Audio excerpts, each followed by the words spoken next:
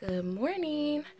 I just came from the gym and I was gonna post words of encouragement, but I thought maybe it's better that I make a video.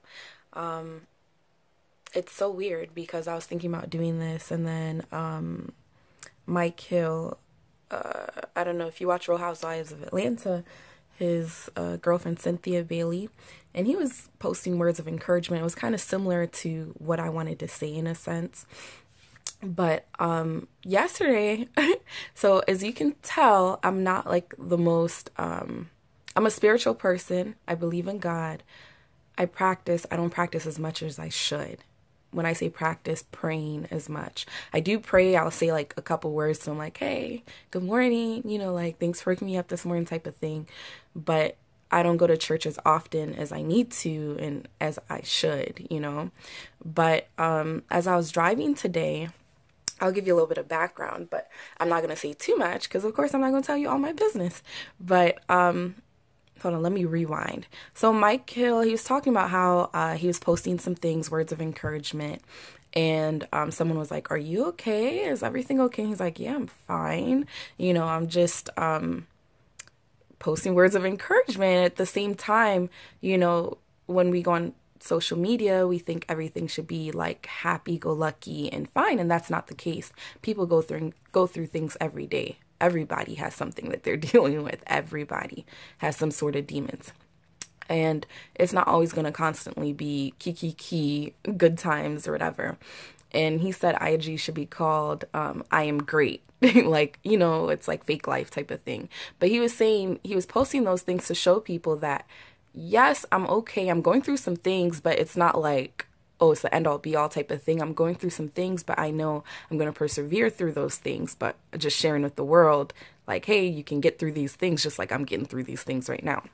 So I just want to say something. I realize it's Good Friday today, and the Spirit was just talking to me. It was just like, it's kind of weird because I had my workout music or whatever, and I was listening to like some hard rap music or whatever. I'm trying to think of the person's name. I can't even think of her name. Some Chicago artist or whatever. And all of a sudden, I'm trying to remember the artist's name. What's her name?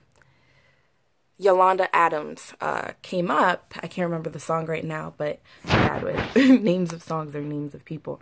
But her song came up and I was like starting to feel the Spirit. I'm like, what's going on here? And something that always makes me feel the Spirit furthermore is Tasha Cobbs or Cobes. I don't know how to pronounce her last name. It's Tasha and then her last name Cobbs, I believe. But something just told me to go to her music and it was like, Fill Me Up. And I was listening to that and I was feeling the Spirit and I just start crying, And then I heard Break Every Chains. And I'm saying this to say it's not crying because like, oh, my life, da da da. No, like I was feeling the Spirit. It felt good.